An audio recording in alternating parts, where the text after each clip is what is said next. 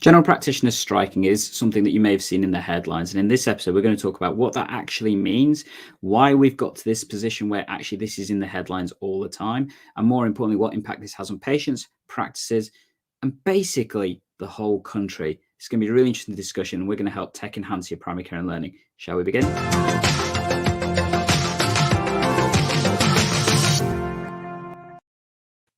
Hey, GP learners, and thank you for joining us for this session of the EGP Learning Podcast, where myself and Andy are going to be talking about a really controversial topic. So I think we're going to put a massive disclaimer with this one, first of all, that this is just purely our opinions. We are going to share with you some of the stuff that we've come across in the recent times and things talking about general practitioners striking and what that basically means.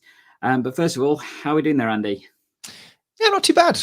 Feeling a little bit more stressed than I normally do on a Saturday morning today. I think it's in anticipation of this topic, and I think it's important that we put a bit of a health warning on this episode, actually, because in preparation for this, I think we both got a little bit stressed looking at some of the materials, some of the Daily Mail headlines, and people may find it a little bit stressful. So make yourself that nice cup of coffee or tea, and it's a bit like when you're having one of those patients that you find a little bit more difficult, about to come and see you, just make sure that you're prepared for it, and then it should be, rewarding and enjoyable, and should take something from it, but be prepared.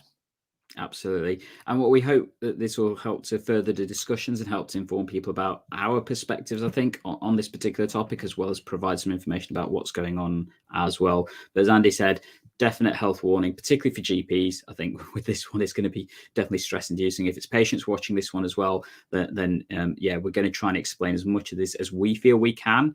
But just a reminder, we are by no means the experts on this. And if there are people that feel that we've made incorrect comments, we are more than happy to deal with that in the comments and stuff. So if you want to chuck that in, feel free to do so. If you are joining us live for this session, feel free to comment as well.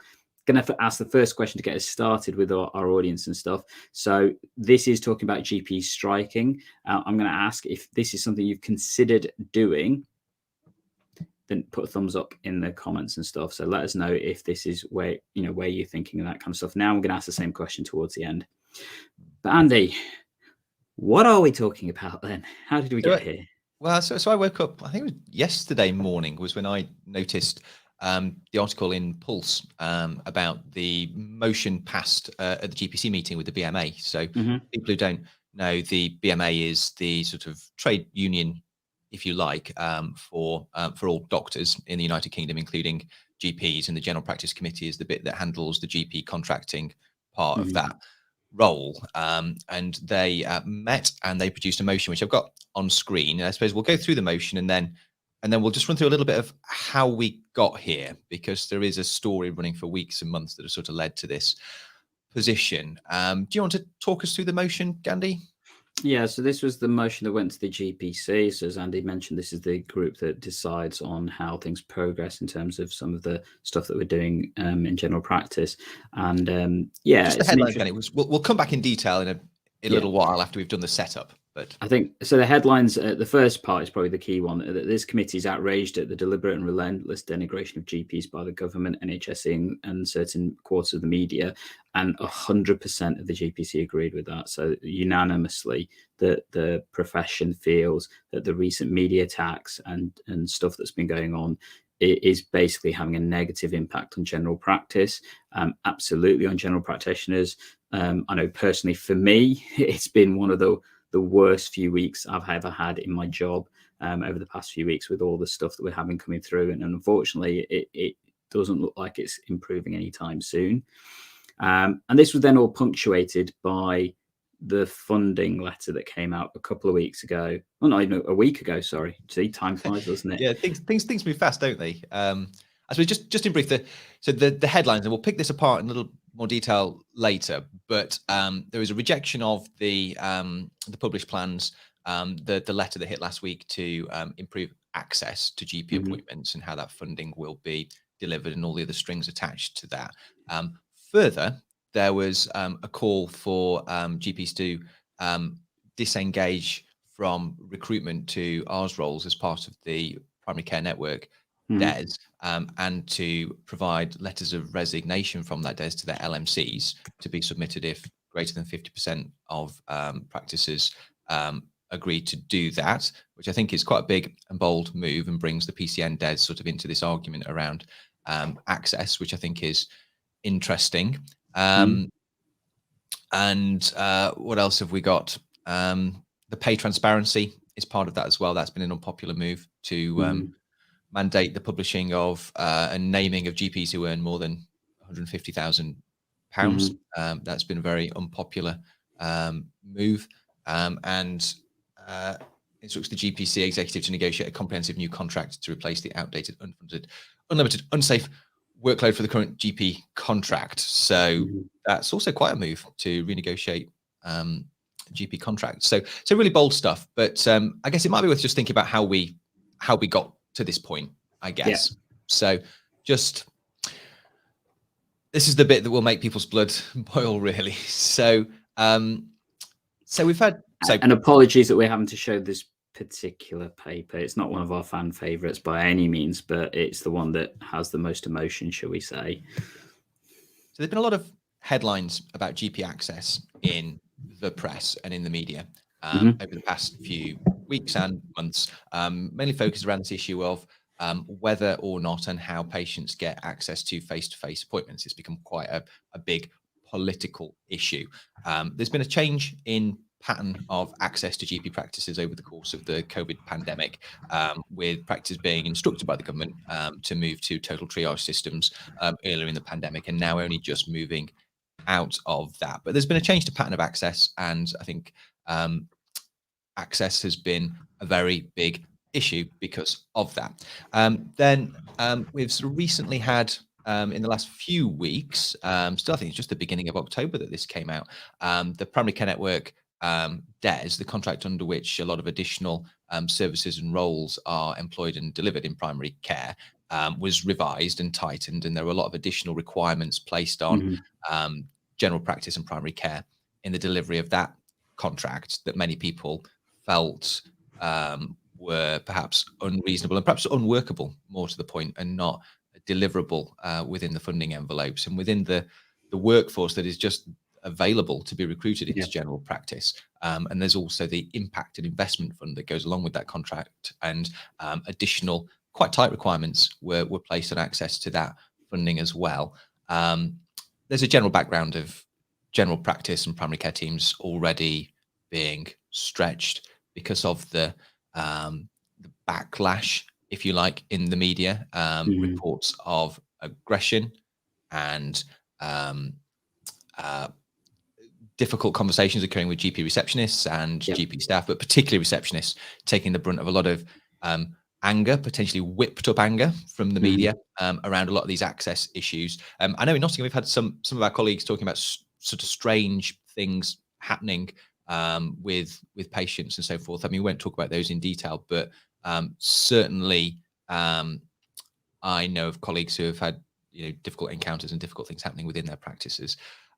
So that's sort of the background. And then last week there was letter BW999, which we covered quite a lot because we were at the conference when that landed. And we have there's a very good YouTube video that we did last Saturday. It was very popular, exploring that here. And this was a plan from the government, released without consultation, I believe, with the GPC or the RCGP, that sought to address these access issues, and it concentrated in three main areas, really. So there was a pledge to deliver more funding, £250 million across the nation, to increase and optimize the capacity, with talks of funding GP locums, and even, which for clarity is just under £4 per patient. Yeah, it's just worth remembering that. That's how much additional funding that they're making available. It doesn't go very far when you split it across the whole nation. So there was talk about deploying a funding package, which may be insufficient to meet the need anyway. A very controversial section about addressing variation and encouraging good practice. So, Gandhi, I'm going to hand over to you to talk very briefly about that. This video isn't about that, but just No. briefly, what was the most controversial bit of that? And I think if you want more detail, definitely go watch our interpretation of which is the video, and that will be down in the links and stuff. But the key thing is what we like to call the 20%ers. So the 20% of practices that have had a difference in the and reduction in the face-to-face versus telephone consultations balance pre-COVID to currently, the 20% that potentially send more patients to A&E and that have higher call rates to 111 during in hours. So that, and there was a couple more that I've forgotten, but basically it was about contract monitoring in a really negative way, because I think the way the profession has seen it is, if you're in that situation, irrespective of the reasons you might be there, which often is down to things like health inequalities, the population you look after, the fact that you can't get the staff anyway, that if you're in that situation, you won't actually get access to the funding to help you fix that situation. And potentially that could incorporate a lot of practices. So it didn't specify which of those ones you had to be in. So you could only be in one of those 5 categories, but still be a really high functioning practice in other areas, or delivering really good quality remote care to patients. And as a result of that, not seeing as much face to face, but because you're being efficient, because you're delivering a service to your local population, but just not providing as many face to face is based on perception, then you're doing a bad job, which is not true for many practices. So I think there's definitely that element that it's a different way of contract monitoring that is really punitive and damaging to local populations, and especially those practices that probably do need that support and things. But hey, yeah, and you know, real time monitoring dashboard for the performance of general practice available to the general public, you know, down to individual practice performance level is part of that. So some stuff that's quite far reaching, you know, to be in just that sort of individual letter that dropped. And then there was a little bit at the end about important point of backing up primary care in its zero tolerance approach to abuse, which I thought was interesting, and I welcomed it to be there. But then I saw a lot of people talking, and even individuals talking at the conference from the Department of Health, and I started to get a sense of why this could have been in there. And when they were faced with challenging questions on the topic of this letter, people are able to just sort of work around the question and go to that and say, oh yes, within this letter there is, you know, zero tolerance, we're backing people up, without asking some of the more challenging questions about it. And I started to think, oh, that's why the government's put that in there. It's a bit of a gimme to get people out of tight situations, but maybe that's controversial. So that landed, and it was not received very well within general practice community, to say the least. And I think it's been sort of seen as a final kick in the teeth to an already very, very demoralized workforce, to be quite honest, and feeling underappreciated. And the GPC was not consulted or part of it. So I think the GPC has obviously had to respond in some way, and this has been the response. So just back to the motion. So I think important to say this is a motion that went to their GPC council. I'm not sure who submitted that motion, because motions normally come from the individual LMCs and their representatives and that kind of stuff. Definitely when it comes to council, but even at the GPC, it comes from the GPC reps typically, and they often create those. So I don't know where it's come from. I think it's got 5 key points that we wanted to drill down into. So as we said, the first, 6, if you include the main headline, which is that they basically just reject all the government's interaction recently. But the first one is about rejecting the actual letter BW99 and the funding that comes with it, and basically to disengage with the implementation of that plan. And that was a fairly unanimously agreed, in fact, all of them are pretty much unanimous. There's just varying levels of total people engagement. Yeah, whatever that word is. But rejecting the funding letter because of the concept that it is. Now, that's going to be really interesting, because the CCGs will be tasked with actioning this, and the timeframes are unbelievably short. So by next week, the CCGs have to have submitted plans of how to tackle this. The NHS England actually want to see impact of this by the middle of November. So within 3 weeks, they want to see that funding having a noticeable impact on patient flow. And that's a real challenge to do, because there just isn't the workforce to pay for all of this, let alone there being some funding to help with it. I think for our local area, for Nottinghamshire in the entirety, I think, 4.5 million that the entire of Nottinghamshire will get, which again is about £4 per patient, given our population size and stuff. But yeah, I don't know about you, Andy. Part of that is to increase the amount of workforce in your practice. And when we asked our staff, every single one of them said, "I'm not doing any more work. It doesn't matter how much you pay me." Yeah, I mean, people can't work more, and you can't recruit a clinical pharmacist. You can't recruit a nurse. You can't find a GP locum. So I have no idea where the workforce will come from. It's almost sort of laughable, really. So the motion is to disengage with that, and I think that's actually fairly it is controversial, but it's not going too far, in my opinion. This is all about our opinions. The next one is a bit more interesting, I think. I mean, we're both primary care network clinical directors, aren't we? So we have a conflict of interest here because we've spent a large part of our working life for the past 2 years trying to build primary care networks and recruit ARRS workforce. So we might be quite close to this topic, but it calls on practices in England to pause ARRS recruitment and disengage from the demands of the PCN DES. And that was actually fairly well agreed with by the committee and passed. It's a call. So this is the one that has the least unanimousity, or whatever the word is. This is the one that had the least agreement, and that's still 85% of the voting population still wanted to go ahead with it. So maybe a bit less. I don't know. Yeah, 80. Yeah. We'll probably come to what some of this means later, because I think for me that's one of the more controversial points. Absolutely. The GPC will be behind and will defend GPs who refuse to comply with the pay transparency rules, and also COVID medical exemption certification. So again, I think that's probably less controversial, I think.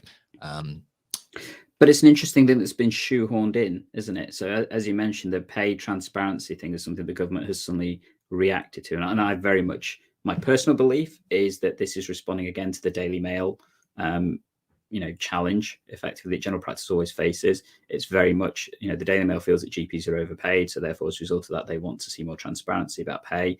Well, general practice independent businesses, what other profession is asked to show their pay scales publicly when they're a private business?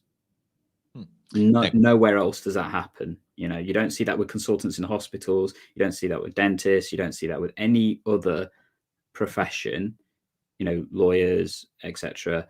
But for GPs, they feel that that's an appropriate thing to do. Now, I don't think it's going to be as bad as people think. I think the number of GPs that actually earn over 150,000 is actually a lot smaller than people realize, because actually what we're now seeing is a lot of GPs just saying, I've had enough and I'm leaving, and I'm reducing the workload I'm doing. So actually the number of that is a lot less than people think, and especially less than what the Daily Mail repeatedly says that claims to be, because there's only about less than, I think, 5% that probably earn anything more than that.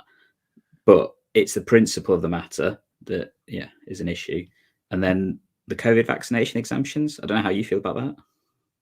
I find it's odd that these things get sort of tagged along, really. I don't have the other stuff is much more important, as far as I'm concerned. Next section, so this is again linked with primary care networks, so conflict of interest for us, but calls on all practices in England to submit an undated resignations from PCN DES to be held by their LMCs, only to be issued on the condition that submission by critical mass more than 50% of eligible practices is received. I think that's a really big, a really big one, really, really big. And we'll talk about, I guess, some of the implications in a minute, because we're going to start picking through those. But that's really big and controversial in my mind.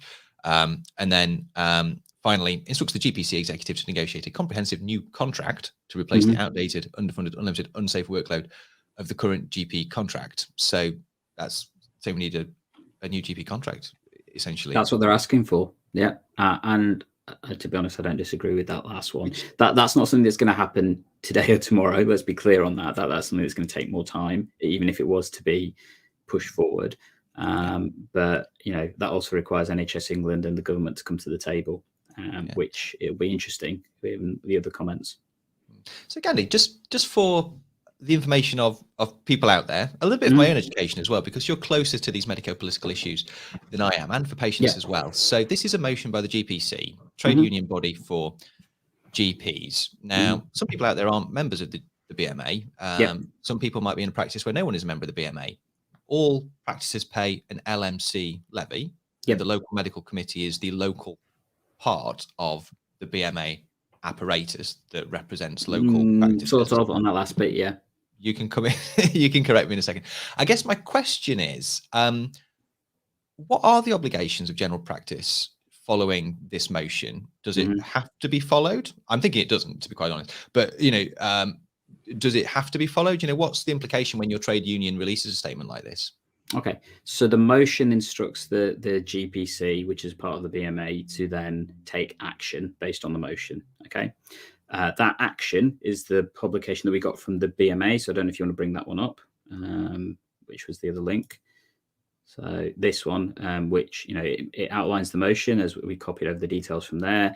It then details some of the stuff that's happened. And as a result of this, the BMA is now actively surveying its members to see whether or not industrial action, which is basically what a lot of this is asking for, is something that general practitioners would be willing, and BMA members specifically, because they can only engage with BMA members directly, are willing to engage with.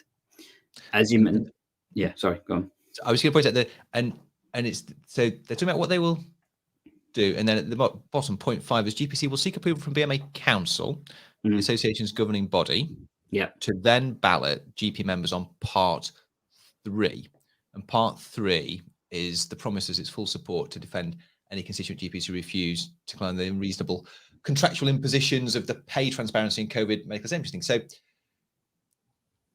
I'm sort of still just a little bit confused about what's actually going to be balloted. I mean, maybe we don't know yet when any of this is up for it, but do you know? No, I don't know specifically what the actions are going to be. I know lots of LMCs are now talking with their members. So as you mentioned, the LMCs is the local representative body for general practices. Okay, practitioners included in that, but it's the practices that they represent, and it's the oldest representative body for general practitioners and the whole of, you know, general practice in existence. I think it goes back to 11, 12. I always forget which year it is, but it's within a quiz that we did. Like, it is in a quiz that we did, and I've already forgotten the answer. But effectively, they are the oldest representative body and the ones that basically collect those views. So any GP as long as they're part of a practice, can be involved in the LMC. If you're not within a practice, then you may have to be an additional member in some areas, but some areas have got rid of that. But for the BMA portion of it and the direct communication, you do need to be technically not technically, you have to be a member of the BMA to respond to the surveys that are likely to come out and that question of industrial action. So they're trying to get, as far as I can see, they're probably going to try and get as many views as possible, and engage with the local areas as well, because there is this question of, before this came out on Thursday, the LMCs were trying to support practices and be involved in that discussion around the BW 999 letter around the funding and stuff, because actually there's a lot, as we mentioned, contract negotiations and monitoring and stuff that comes into play, and also finding that workforce to even try and do any of it. You know, the LMCs are probably going to be one of the better organizations to be involved in that discussion to understand the implications of it and stuff, as well as both the pros and the cons for practices. So I think it's an evolving situation. We're clearly on day 2 of this stuff coming out, so really early on. But I do think that we're going to see a lot of change that comes out, but hopefully some action. But I think we probably need to talk about what those actions might be, don't we, Andy? Yeah, should we talk through some of the issues that we'd identified? So I know we'd we're sort of contemplating industrial action with, aren't we, as a body of GPs, which I think is quite a big undertaking. So some of the things to take into mind, I think, when we're considering these actions is sort of, you know, where is public sentiment, because that's really, really important. You know, things are going to get quite heated, and you know, often the side that wins is the side that carries the public sentiment, you know, on these issues. Where do you think public sentiment is on this? Were the public behind the government? Are the public behind general practice? I think it's really hard to gauge, to be honest, because part of the problem we've got is that the media is controlling a lot of the narrative around this, and very much the media for the past month or so has been, you can't have an appointment face to face. Now, we as GPs know that that is not true. patients can have face-to-face contacts. However, what the media fails to push and share is the fact that how that contact happens still has to be safe. And that's still in line with IPC, so infection control guidance, which actually hasn't changed for general practice. The only thing changed that has come is instead of having 2 meters social distancing, we're now required to have 1 meter social distancing in practices and stuff. So all the stuff about, wearing PPE, all the stuff about, managing flow of patients, reducing contacts, all that kind of stuff, that is still there. And we are required to abide by that to make sure we're keeping our patients safe. COVID, as we know, in the UK is increasing in terms of the background population rates. And I think, what was it, yesterday or the day before, we had the highest death rate due to COVID since March, which is definitely an issue. And as we head into winter and the flu season and everything else, obviously there's massive concerns of what that happens. If you look at the rest of the system, A&E is significantly overstretched. The paramedics are, I'm hearing that people are waiting an hour for a 999 category 2 ambulance. When has that ever happened? That's the kind of thing you expect to happen in the middle of deep winter when there's nobody around, not, now in, the early parts of autumn kind of thing and stuff. So, the system in itself is under significant pressure, and yet we're being asked all this kind of stuff. So I think the patient sentiment probably isn't, it's being controlled. But actually, when you talk to individual patients, a lot of them do understand that we are trying to do our best. And actually, it's that perception that they have when they've seen you and that they can see you. A lot of them are a bit different. But I wanted to raise your point you made earlier, that narrative is making people think that they can't get an appointment. That's why we're having the conflict. That's why we're having the situation. It's like the petrol shortage, isn't it? There wasn't a petrol shortage until the paper said there was. And all of a sudden there was, because everybody went out and panic bought. Well, I talked to my parents about this, and they said, "Oh, you can't get an appointment with the GP. You can't get service." But then, so when was the last time you were down at the GP? So, last week, had my blood pressure checked. I think there's a bit of sort of cognitive dissonance with what is the reality that they're experiencing and what they think is the reality experienced by the nation as a whole. It's really, really interesting and really, really frightening, when you find that your relatives are having those sorts of misconceptions. I was just gonna add. Oh, go on, Gandhi. You raised your hand. That's not to discount that there are definitely some places and definitely some times of the day where it is massively overpressured and contact doesn't happen in a timely way that patients would want.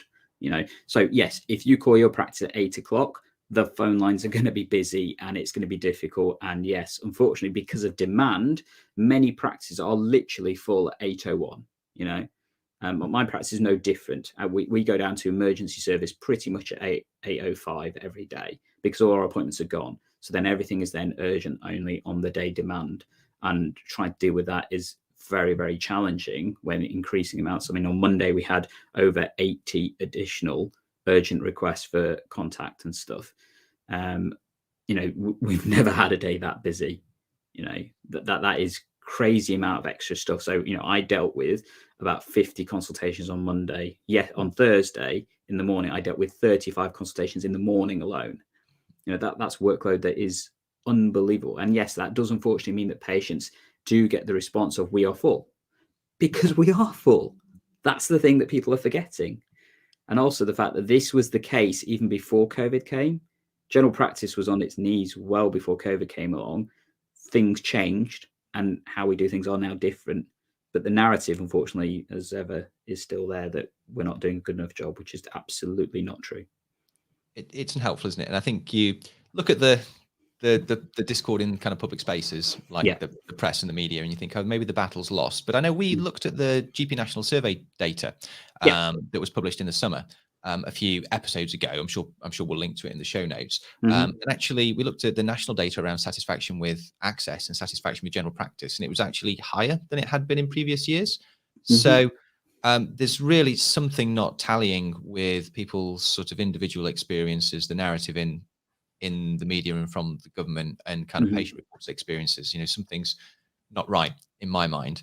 That being said, if you're going to sort of go toe to toe on the government on these sorts of things, I think this government has proven that they will take everything to the wire to win public opinion and win arguments. They within the danger of getting a little bit political. I recall allegations that they lied to the Queen and prorogued Parliament for the first time in several hundred years, and all sorts of things. So they will do whatever it takes to win, and they can't be seen to lose to one trade union body, because that leaves them open to all sorts of challenges from others. So I think they will fight very, very hard on this. So we have to be very careful what fights we pick and how we choose to have those fights, I think. Yeah, and let's be clear that this is with people that understand the public narrative and the concept of how to use the media to their advantage. A great example would be, Sajid Javid, our health secretary, instead of coming to the conference like he was planned to do at the last minute to announce all these changes in terms of funding, took the action instead not to turn up and face the profession. Instead decided to go on TV and talk to the media. So he won't talk to the people he's putting these changes on. He doesn't seem to have the courage to do so. He instead will talk to the media, and that's all he'll talk to, because that's all I personally believe he cares about. He doesn't care about how health actually works. He cares about what it looks like in the media. I'm not sure it's about courage. I think he knows exactly what he's doing, and it's all maneuvering. I think. I don't know. I think him turning up at a conference, he knew that would not go well for him. So yeah, he didn't have the courage to turn up and face the music, shall we say? Yeah, compared to his predecessors. Actually, from his position, it looks smart though. With his agenda. Good diplomatic use of the word courage. Michelle Carmichael has just added. Thank you very much. Thank you. And we are getting some comments, actually. We've had another comment from a Facebook user saying maybe we should just do everything face-to-face, everything, no phone calls or online stuff, limit to 20 contacts per day. This is that sort of work to rule sort of option, and we'll be doing an options appraisal in a few minutes. But keep comments coming through. I'm really interested to know what people think, what people think they might do, where they stand on this issue, and what they think some of the solutions might be. Important to note that comment about 20 consultations. So across Europe, for example, the recommended safe limit consultations for a GP is 25 per day. Just to let that sink in. On Thursday morning, I did 35 in one morning, and the recommended safe limit consultation contacts for clinicians is 25 per day. That's the kind of situation we're currently doing. That's what general practice is currently doing for its patients. That's what GPs are doing for their patients. And yet they're being told, work harder, work longer, and you're crap. Demonized in the media. Demonized, yes. So I always talk about reaching for my tinfoil hat, although I think it's probably not a reasonable, not these comments are probably not unreasonable. And so we're just going to talk about what is going on. Is there a bigger picture sort of thing going on here? Because some people might read the maneuvers of the government, not just this, but some of the more general maneuvers around the NHS as a way, and general practice as a way to make the sort of current contracts and arrangements and way that we structure general practice unworkable, in order to force dissatisfaction in the system, both from the people that work in it and the people that use it, to lay the ground for tearing up the National Health Service, and what we have now, ushering in a new way of doing it that might be more aligned with their own political, ideologies. Perhaps bring in big business, or perhaps bring in hospital trusts, run a salaried GP service. Is that what people want? What are your what are your thoughts on that, Gandhi? What was it? Was it Noam Chomsky that came up with this? So philosopher and stuff, that basically said that the standard technique of privatization is you defund, make sure things don't work, people get angry, and then you hand it over to private capital. Andy, where do you think we are in that kind of narrative? I don't know, anger, I think, is an overwhelming thing of what I'm sensing. So socialist philosopher, so he's coming from his own particular perspective on this as well, but it sort of feels like what's happening a little bit, and there are little bits of big business and hospital trusts and people sort of chomping around the edge of general practice as well. So so it's interesting. I mean, the other thing that I sometimes wonder is is the government looking for scapegoats, easy arguments that are easily understood by the public, in order to create controversy, anger, and distract from sort of bigger failings, bigger issues that might be going on in the country, such as management of the COVID response, economic management, things like that. And it's just an easy way of controlling the public narrative. Everybody has a GP, everybody has seen a GP, everybody can relate to getting a GP appointment. And there's really not that many other government services or government funded services that are like that. So if you want to create controversy around something that will resonate with everybody, then the GP is pretty obvious scapegoat. Exactly. Every person in the country has contact with general practice at some point in their lives. It's one of the only services that happens with, because in fact, I think it is the only. I think you're right. I can't think of any other service which throughout your entire life you will have contact with in this country. Got a comment from Julie Dennis. Our PCN is doing everything we can to support our practice and help with workload. We are running and staffing the booster clinics. If disagreement with PCNs happens, where does this leave all the staff? Which I think is one of the points that we were going to make. I don't know. Yeah. So I think, we're probably going to use that as a point to go on to the options. So what does that mean and stuff? So, the BMA is looking at getting an idea of the temperature of the profession as to where they feel in terms of some of the stuff that's being, happening and things. So what are the potential options? So me and Andy kind of brainstormed a little bit as to what this might come out as. There's some of the stuff that's been put in the motion, but I think for me, the nuclear option is undated resignations from the GMS contract. So the main contract that GPs hold that provides services. So that would be the nuclear option. That happened a few years back, if I remember right. I can't remember exactly when, where the profession all submitted undated resignations. And that is kind of like the ultimate bargaining. That is general practice basically turning around and saying, fix things or we're all walking.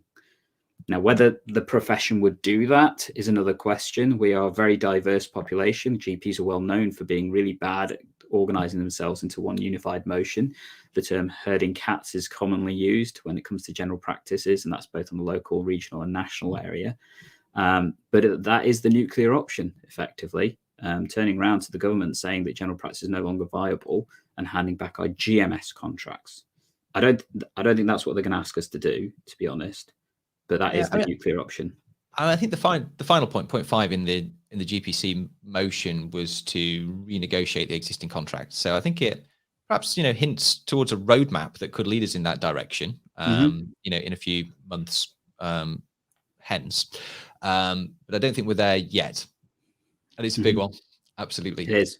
But then the next one down is the same thing, but not related to the GMS contract. So the contracts of practice have, but to the PCN DES. And I think this is the one that Julie mentioned was her concern.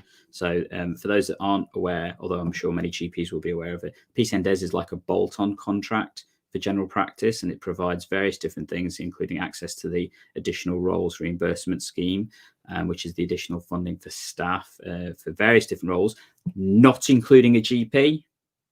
Really important, doesn't allow for funding for extra GPs, for things like clinical pharmacists, physician associates, for FCPs, various other roles like social link workers, health and wellbeing coaches, and there's 15 in total, which actually can be really useful, but hasn't gone the way I think in many places people had hoped. And a lot of that is unfortunately down to COVID causing a pause midway through, and the change in response. But that is actually something that is optional for practices. It is not a contractual requirement for them to deliver that, and withdrawing from that is actually a possibility. Yeah, well, I mean, the GPC motion calls, I believe that's the language, on practices to submit resignation letters from the PCN DES to their LMCs. They're calling on people to do that right now, and I think that's a big step. And whilst the PCN project perhaps hasn't gone according to plan in some places, and perhaps isn't delivering in some places, there are other areas, potentially Julie Dennis's area, where it's delivering quite a lot of value and support for general practice. Will they be willing to do that and resign from that DES? Is that the right thing for their area? I mean, the other thing is as well, PCNs are now employing significant numbers of staff under that contract, and when we were talking about this, I was at the GP Federation, so I work from there sometimes on a Friday morning, where some of those staff work from as well. And we were talking about this, and they were quite anxious about what this means for their jobs and their job security. And they're really worried, and they're real people, and this would really affect them, and they might be faced with months of uncertainty around this issue, and that is really unpleasant. And they're also working hard to deliver for general practice. So I have some reservations about this motion. Actually, I'm not sure it's the right thing to do. And also, I know people might say the money would have been better deployed straight to GP practices. That's sort of an argument that you sometimes hear. But as we have it, we have the PCN DES at the moment, and resigning from the PCN DES in a disagreement with the Department of Health and the government does not necessarily mean that the result will be that additional funding goes to GP practices. You know, I'm not sure that that's what we would get as a result of handing back that contract. So, whilst it might have been nice if things were done in a different way in the first place and practices could have employed these additional roles directly themselves, I'm not sure that that's where we'll end up if we hand back those contracts. So I've got real reservations about that part of this. And I think there is some additional stuff to be aware of. So one is to remember that in some places, the practices themselves have become the lead employer.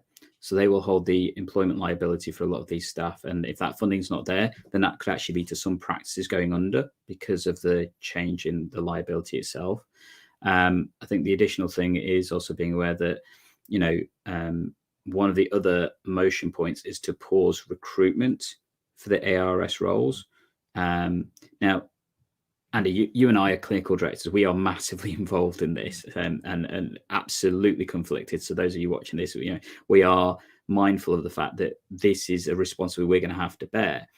But I know personally, to pause the ARRS recruitment, it's not something that happens instantly. The whole recruitment process is not something you can just suddenly flick a switch and you've found somebody. It takes months to get people in post, to train them, to onboard them, everything else. So if you're to pause all the plans that we're trying to do, that if this situation was suddenly to be resolved in a few weeks' time, don't know if it will or it won't, that's going to have a massive impact in terms of pausing everything we've done on the view that an absolute disagreement with the powers that be. So it's something that does personally make me really uncomfortable. How can I turn to the staff that we employ and say this is what the profession is feeling? And whilst I completely understand that many people will be feeling this, it's a really difficult situation for many people to be in. And so I think, similar to yourself, I'm not quite sure where I sit on this one, to be honest, because it's a really difficult place to be. Because do you do potentially action for the greater good, which is support practices, versus the complexity of also supporting our PCN staff, which are actually part of those practices? Let's not forget that they are. I'm leaning towards thinking that it's a bad idea to wrap the PCN DES in with this argument. Personally, I think that this is more about the demands on general practice in general. This is more about the long-term effects of the type of contracting model that we have, and that does need looking at, as in point 5. And it's about the unreasonable and BW 99, demands on how to improve access, and that was not discussed with the GPC and the RCGP. And I don't think this is so much about the PCN DES, but it's got conflated in the argument, and I don't think that's appropriate at the moment. My mind might be changed. We've had a flurry of comments, Gandhi. We have, yeah. Just noticed we obviously hit a nerve there. Yep. So Michelle has come in exactly. We are being highly manipulated distraction techniques. Very little press or discussion around the government failings that needs to be investigated. Similarly, Ryan RT has commented, recent COVID report on government failings conveniently swept under the carpet by the GP row, but a couple of thumbs up and stuff from people, as well as love these. Thank you for the excellent resource. And from a patient perspective, are the privilege of shocked by the insurmountable demands placed on GPs. The doctors have been numb to mundanity. Can patients do anything to help? Yes, don't shout at us. That's the one thing I would ask from our patients. I completely understand that tolerance is a challenging thing at this time, and when you're feeling unwell, when you're in pain, when you're having anxiety about your health, it's easy sometimes to go to a place of pain and shout at the people that are in front of you, which is always going to be general practice. I think it's important to recognize that doing that doesn't help the situation. And actually, for those people who take that step further and go to aggression rather than frustration, actually that's never acceptable. And to do so just causes more problems, to be honest, if not for the practice, but absolutely also for the patients, because increasingly now our staff are not being able to tolerate it. That they're walking away, they're leaving, and that's compounding the problem and making it worse. I was just going to say, so those patients aren't listening to this. I don't think. True, they're not listening to this. But this patient is, and I think actually it's really nice to receive, a thank you note or something like that, just to the practice staff. That is incredibly uplifting. You would perhaps not believe how uplifting that can be to the staff that work in GP practice, and also just sort of telling your positive stories rather than keeping silent when people are bashing GPs, would be really, really helpful, I think. And then I think Julie's just made a good comment about PCNs need a business manager. It's a more general comment. Business managers to run them. Most are run by CDs who don't have the capacity. And I've really felt this over the years. And we're in the process of recruiting a network manager now. And I do not want to pause the recruitment of that network manager because I'm on the edge of going insane running the primary care network along with my deputy CD, Mark, who's out there as well. So part of that motion suggested pausing recruitment. The other part suggested reducing and stopping the engagement with the DES monitoring. How would you feel about that, Andy? I don't know, because the DES, that's like the IAF, isn't it? You're not going to get paid for the IAF if you don't do it. I mean, I think there's IAF and then there's the DES, and we kind of demystified the two in our previous streams, and I'm happy to put those down below for people to have a look at. But there is a difference between some of the DES requirements versus the IAF ones. So technically, you could still do the IAF, but not do some of the DES ones. I think continue to do what you're able to. That's the philosophy I would take, and don't do what you're not able to. Just be pragmatic about it. I think that's where I sit on that. Got some more comments coming in. Not read them before looking. Do we need these second boosters?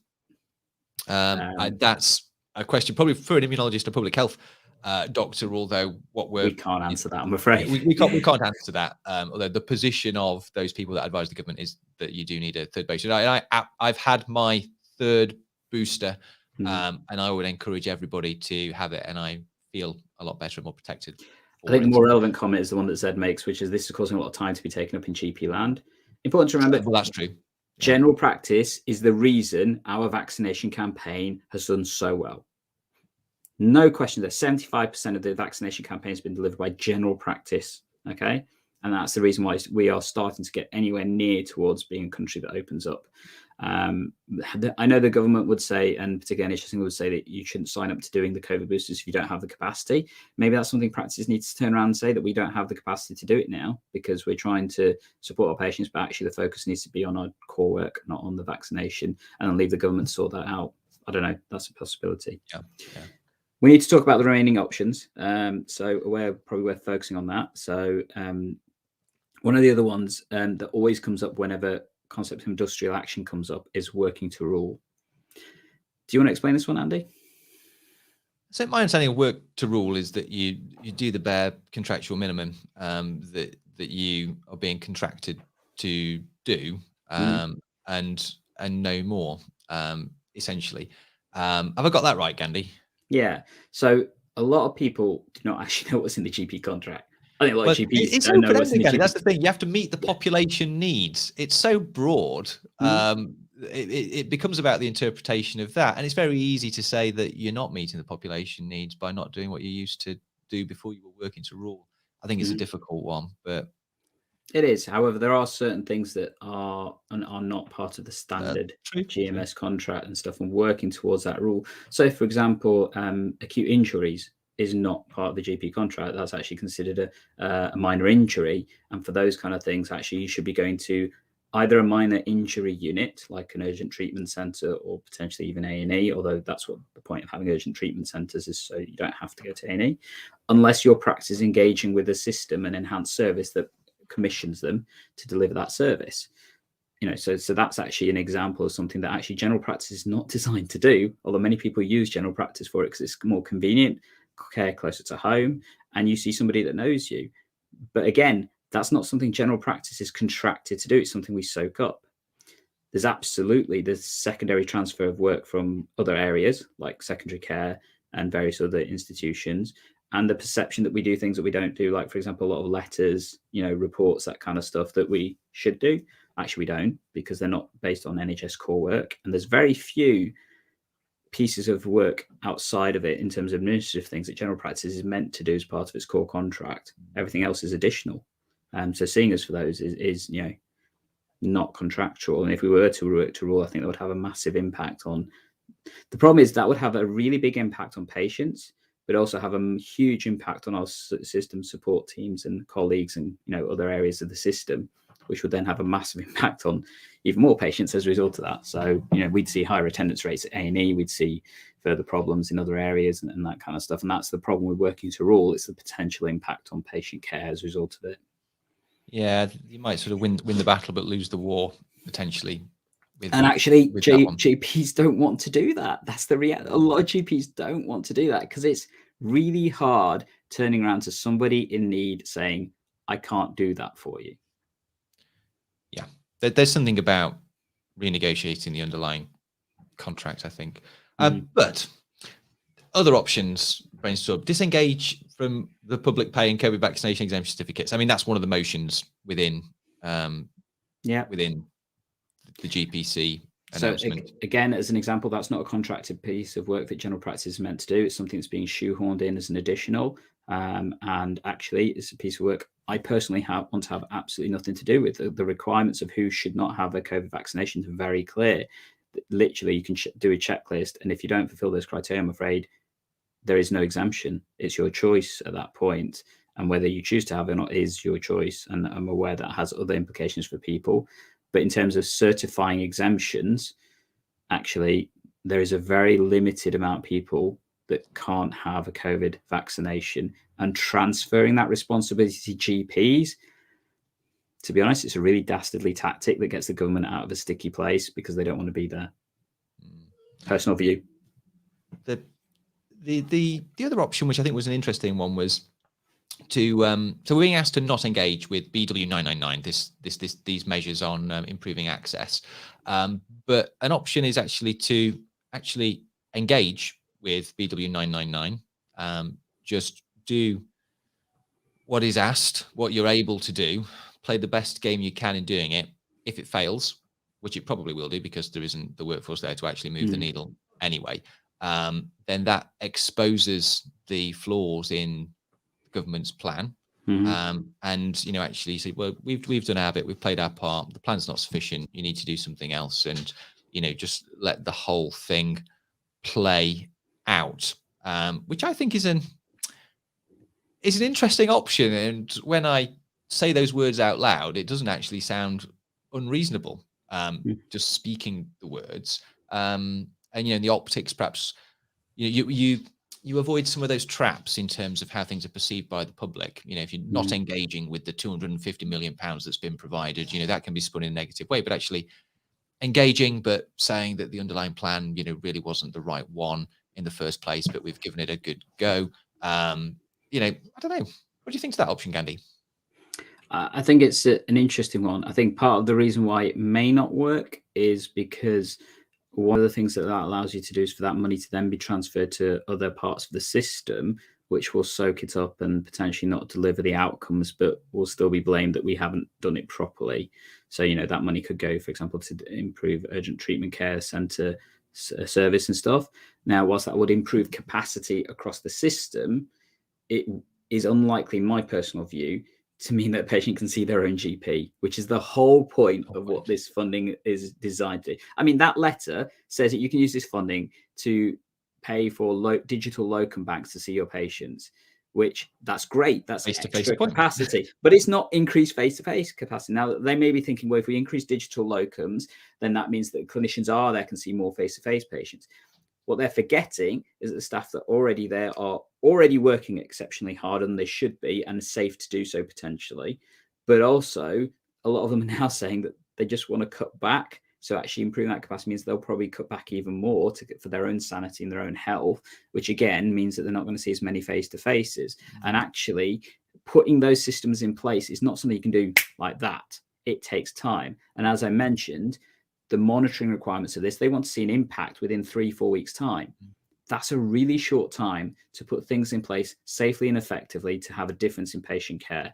Now, I understand they want to do that before winter comes, and winter's coming. You can't stop time. But it's not going to work. So is it going to work by trying to do it and it failing miserably? I think the problem with that is that, as ever, we'll be up against the government PR machine, which will then say, you didn't do it properly, it's your fault, you failed. I don't know. Maybe. I think ultimately you're right, but it might be a more, the optics of actually, we said the plan wouldn't work, but we've actually engaged with the plan. The plan hasn't worked. That sounds more reasonable than the situation's still bad, but we didn't engage with the plan and the money that you did. So you've not tested it. I don't know. There's potentially something in working to rule on this specific component of the solution on BW999, and perhaps just do what is needed. It won't work, and then the government will have to come up with something different that might actually, if they come up with something that works, well, everyone wins, including general practice. So I don't know. It's just becoming a little bit more interesting to me at this point. We've had a number of further comments. Obviously, really, really emotive topic this morning. Shall we do the at the end? Yeah, I think, should we do the impact? We'll come back to the comments, I think. So okay, so you'll see what we think of your comments at the very end, guys. So stay with us to the end, but keep the comments coming. So I think the question of those are some of the options we've been able to identify, and there probably are more that we've not been able to think of. And if that's the case, definitely put some more in the comments if you think we haven't covered everything. I think one of the things that's important to remember is the impact of any form of industrial action. What does that mean? So GPs actually can't not work in the sense of like other kind of places where, like, I don't know, in transport sector, for example, we constantly turn around and say we're not going to provide a service, like, with rail, what's the word? Strikes and things like that. We can't do that because we still are required to provide a service. Working to rule is the closest thing to doing that GPs can do, but we can't stop.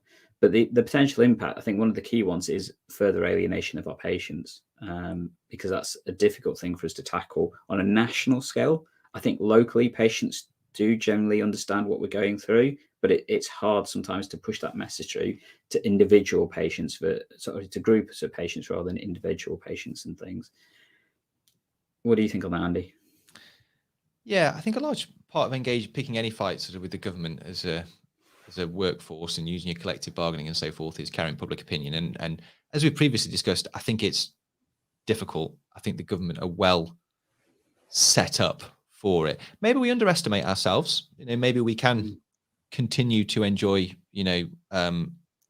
public favor.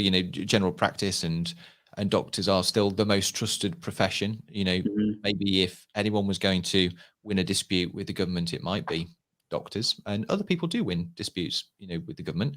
But I don't know. This is just so high stakes and so high interest. I think it's difficult, and I think they'll do everything they can to alienate patients from doctors, and it will get messy. But we may have no choice. But we have seen that before, haven't we? So there was the junior doctor strike a few years back, which people say that happened in different levels of success. But I think generally within the profession, it was felt that the end result didn't really change things for junior doctors significantly. It caused more challenge potentially than positive outcomes in terms of supporting particularly patients in the NHS in the long run. Whilst I do think it has led to a somewhat better outcome for junior doctors, but not in the way that was tangible. Personal opinion, again, I'm happy to be told differently. I think there are definitely winners and losers as ever with that kind of stuff. But yeah, it wasn't the best way to do things. No, I remember seeing wasn't the best outcome. Sorry. Yeah, I remember seeing the BMA and representatives from doctors trying to do a really good job, but struggling against a government PR propaganda machine. But maybe there's lessons being learned, maybe by the BMA. Do it better next time. Don't know. The impact. So impact on the PCNR's staff. Are their roles at risk? Will there be two paid into other organisations? Will the funding continue? Where would the funding end up? That's really, really complicated, and those people are going to be, understandably worried potentially. And then also there's the organisations that employ them, and that sort of carry the employment risk for those roles. And that in different areas that'll be different. So that might be a lead practice. In our area, a lot of the roles are employed by the local GP federation, who've taken on that employment risk. So that has to be managed, and those organisations will be feeling pressured. And then, as mentioned before, PCN DES that has been brought into this, does command a large amount of additional funding, and it's not necessarily the case that if we withdraw from that money lands in general practice. So I think we just have to be cognizant of that. Yep. And I think the other part as well is look at those other system providers as well. So, community teams, A&E, I think is a real concern for me, how this is going to impact, our colleagues in, the acute care sector in terms of paramedics, ED, for example. They're going to feel a massive brunt of this perception that general practice is. And we know that when you have a change in general practice efficiency, the first place it's felt on is ED.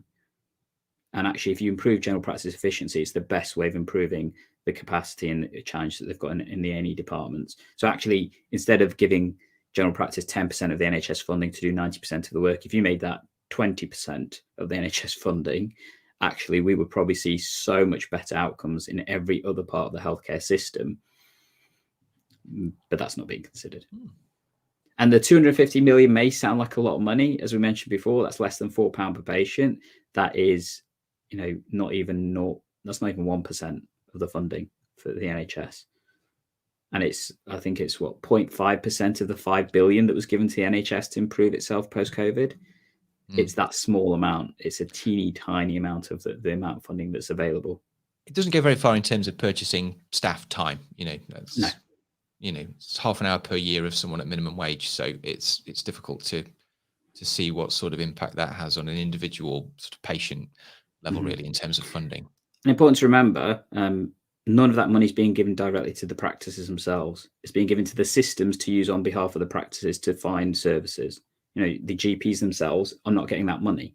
Really want to emphasize that, because I know that's what some people probably do think out there. Yeah, a lot of it is, it's a problem with how we talk about it, isn't it? Because we say GP, and when we say GP, we mean the general practice system, as in general practice, not general practitioners, which are individual GPs. I think often that actually makes it difficult to have some of these conversations with the public. Maybe we should have a new way of talking about things. Yeah. So, thoughts? So there's the question that's going out to practices, to GPs, and to the profession itself about what it does in response to BW 999, the funding option, and the BMA's response. I think for those of you that are BMA members, there's going to be a clear question. You have to make a decision, and that decision could be either support the BMA in its actions, reject the BMA in its actions, or abstain.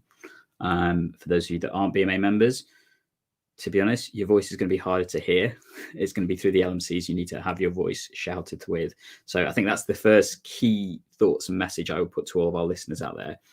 I think for patients that are listening to this, or other system partners and stuff, engaging with general practice is really going to be important over this time. And potentially, not potentially, being supportive of it. Because if we all know, if general practice fails, the entire healthcare system is going to crash to a halt.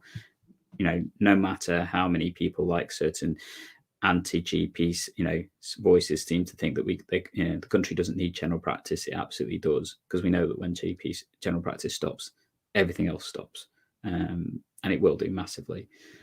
But it's going to be a really difficult decision, because I think at the heart of it, many GPs do not want to cause harm to their patients. All GPs. Or GPs, yeah. I don't know. Yeah. Actually, no, Sajid is not a GP, so it doesn't apply to him, does it? But yeah.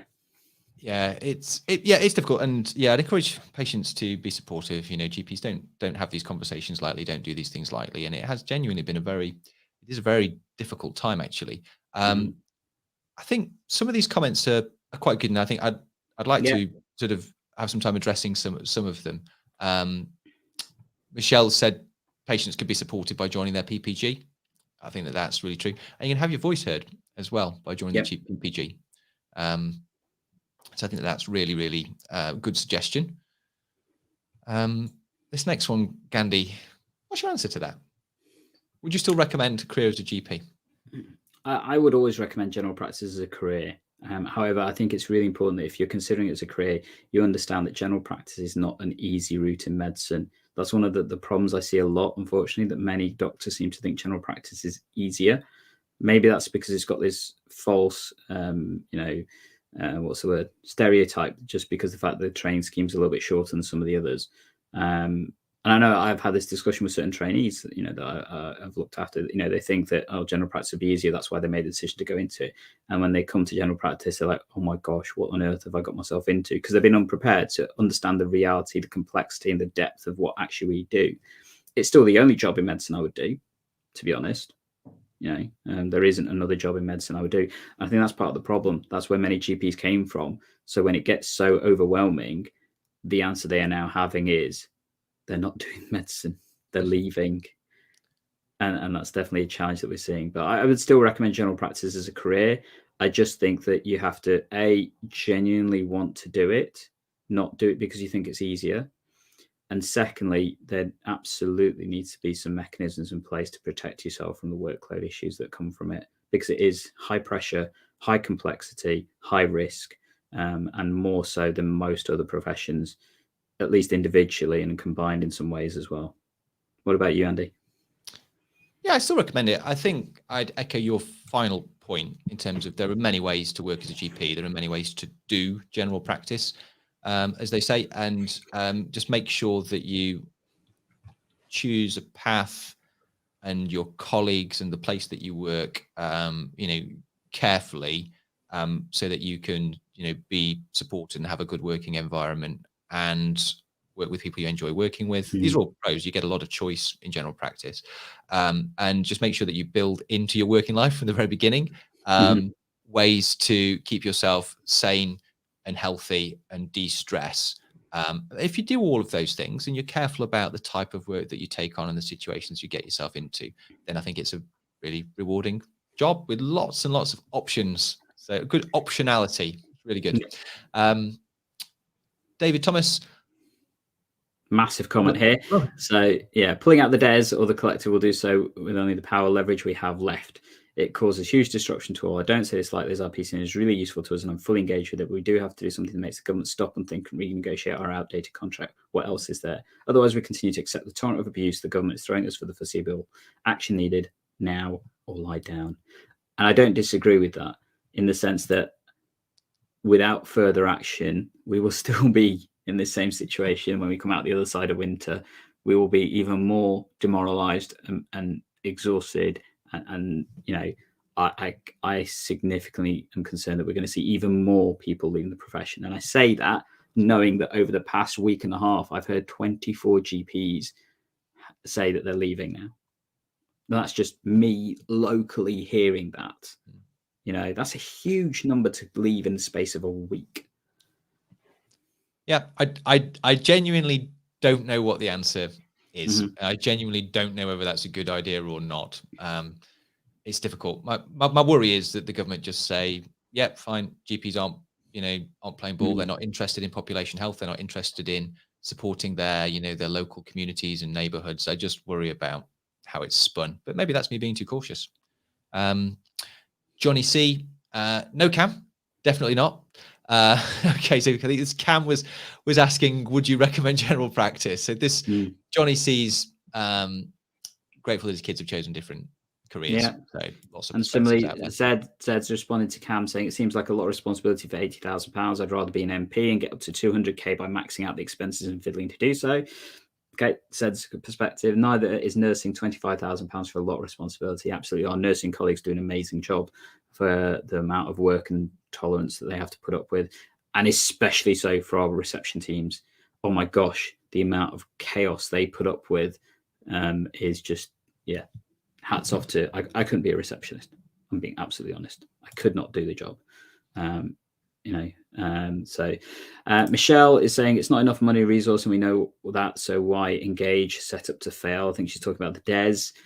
Yeah, okay, we've commented previously our perspectives of the DES and how it's positive and negative, and I think we would agree with some parts of that. So look, see all patients face to face, publish waiting times for routine appointments, and the public will understand better. See, this is the interesting response many people are saying. Actually, if this is what the government's asking, let's do what they're asking and just turn back to face-to-face. I think part of the perspective that many of us are struggling with is if we did that, the risk of harm to patients in terms of those with that we don't have contact with is going to break the system. Because those patients will have to go somewhere else, or they will go somewhere else, whether they want to or not. They will go somewhere else. They'll go to A&E. They'll go to the urgent treatment centres. They'll shout at our receptionists because they haven't got an appointment. They will attack our receptionists because they've not had an appointment. They'll attack our clinicians because they've had to wait. In some ways, I think it'll aggravate the situation. So Gandhi, what you're saying is, just for people who might not understand, is that a telephone appointment typically would go in at 5 minutes, and a face-to-face appointment would go in at 10 minutes. So by going back to all face-to-face, you reduce the capacity or the volume of patients that can be seen each day in general practice. So some people will not get seen, will get sicker, will bounce off, go to A&E, other parts of the system. And that's one of the problems of going back to pure face-to-face appointments. And also many patients actually tell us that they prefer remote and telephone appointments. There are, and I think figures put it at least half of patients actually prefer telephone and remote appointments because it's more convenient for them. They can take it when they're on a Zoom call, when they're at the office. So it's maybe not as simple as that. But a lot of our colleagues are saying, why don't we do that? But the reason they say that is because they know it won't they know it won't work. It's an example of the work to rule thing. They know that it would cause a lot of problems. But and again, sometimes I think that as well. And actually, I've never spoken to a GP ever, Gandhi, who prefers telephone appointments or prefers remote appointments. I think every GP I ever talked about this says that the best way for me to feel safest, do a good job, is for patients to come and sit outside my room, and I call them in order. They come straight into my room. I see them. I can examine them if I need to. I can talk to them face to face. I can hold their hand, look them in the eye, agree a plan with them, and send them on their way. And that's the easiest way, in the most fulfilling way for GPs to consult. So I think we'd all love actually to do that. We're just aware that from a resource perspective, that might just break the system. I agree with you. I call myself a digital GP. Many people in our profession know me that I love the tech and all that kind of stuff. However, I would much rather always see a patient and deal with them face to face in front of me, because I can get more information and more personable service. And also it's that contact buy-in you get with patients as well, in terms of understanding how you're working. It's that reassurance and the non-verbal. However, I do know that I can manage about, I'd say 60 to 70% of my workload remotely if I needed to. And this is the problem. We are in that situation where we need to, because we don't have the capacity to see everybody face to face. And importantly, the current infection guidance says that we have to do all this other stuff, which reduces the number of patients we can see in practice. The entire world has forgotten that. And actually, that's what's also limiting our capacity to see patients face to face, as some would want, willy-nilly, because actually what happens if one of those patients that comes to see the practice has COVID, sits next to somebody who's significantly vulnerable, even despite they've had their vaccinations, they get COVID, it's a petri dish of spreading the infections even further, more so. And we're already at the highest infection rates in the world to a degree. So, that's the part that really frustrates me about this, that we're trying to do our absolute best. And yet the narrative is very much do more, do harder, you're crap. And that's not somewhere I like to be. This next one I think is interesting, Gandhi, because from Zed Kashmiri, just pop it up. It says the cheapest mechanic around charges £50 an hour. Okay. Medicine used to have the kudos, as doctors used to have all access to all the information, no longer applicable. General public can find information on the internet. I think this is a really good point, actually, because I think for most patients, for most problems, we'd like people to self-care, to find good sources of self-care information and not present to general practice, as I say, because it's not necessary for most things. And there is so much information out there about how to keep yourself healthy, how to avoid disease, and how to treat simple disease, when it arises as well. And I think what most GPs really want to be concentrating on are those patients with really, really complex needs, where it's actually very difficult to assimilate lots of separate pieces of information and put them together into a proper management plan. So the sorts of patients who have, heart failure and diabetes and a respiratory problem and perhaps some mental health problems on top of that, and have very complex prescribing that needs sort of careful balancing. Those are the sorts of patients where general practice can add value, and there's so many more of those people because people are living longer with comorbidity. So I agree really that more of that is necessary. So I think that's a very good point. So mindful of time, I think we're going to need to rocket through some of these, but Zed makes a few more comments. So strikes, learn from the miners' strike. Government used media propaganda against them, e.g. GPs being greedy, putting at risk. Government got saboteur agents who were in the BMA. Government did the same to firefighters when firefighters asked for a pay rise. Good tactical points, actually, and it's hard to go toe-to-toe with the government on this. Government said firefighters are greedy, putting people at risk. Use BBC to make general public hate firefighters for asking for a pay rise. Interesting. Michelle, there'll never be a best outcome as there's not enough money resource anywhere, especially given the last 18 months. Demand is not just numbers, it's severity of long-term conditions now, unknown disease, mental health process. How do we quantify what we need? We've never been in this position. We strive to improve. Definitely agree with that. Chris West, we are always so concerned about public approval. Sure, it's nice to be liked, but the public don't really understand what we do and led by the government and media narrative. Yeah, agree. But the challenge there is it's the public that are banging on our doors 24/7 saying that we're not doing, a good enough job because they're being told that by the media. But actually, when you ask patients, have you had contact with the practice? Yes. Have you received care? Yes. Have you received guidance on how to manage it? Yes. They may not agree with it often, but they have the contact, and they have the contact within the capacity that many of us are able to provide.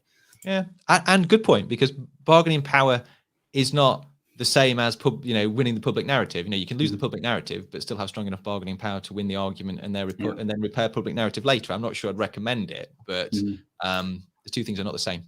Chris goes further. As a professional, we're very clearly keen to please, but when the conditions are intolerable, I feel need to get a backbone and look after ourselves as no one else will, i.e. industrial action.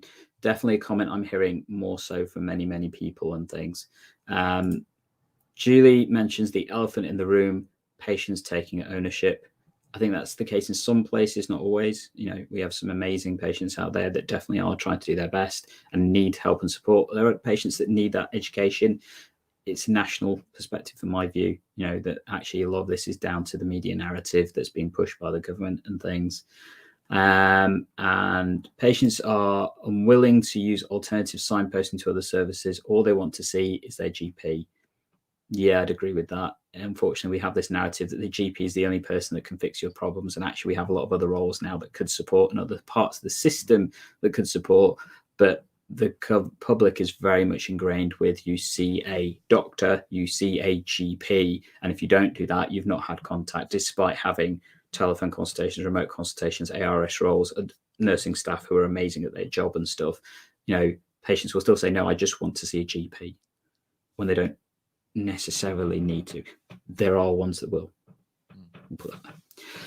So, Andy, I think we're going to keep getting comments, but I think we also need to wrap up because we've now hit the longest ever stream we've done, which is saying something. But the highest engagement we've ever had. Thank you very much for all your comments. Sorry we can't read them all, but I think we're just going to have to wrap up. So thank you everybody for joining us. As ever, we're here to try and help and respond to your comments. And if you feel this has been useful, share it with your friends, your colleagues, either through the podcast or through the live stream or whatever. More than keen for you to enable for you to do that. If we have said something wrong, tell us as well. Put it in the comments down below. We'd love to know where we've got it wrong and stuff as well. And if you want more information, so if you want to know about the whole BW99 letter in more detail and our perspective of it, check out this video right here that's coming up and stuff for you. And alternately, we've got other content for you coming up right here from various things from YouTube and stuff. And as always, EGP Learning is here to help save you and your patients time by taking hands to your primary care and learning. And we will catch you in the next episode.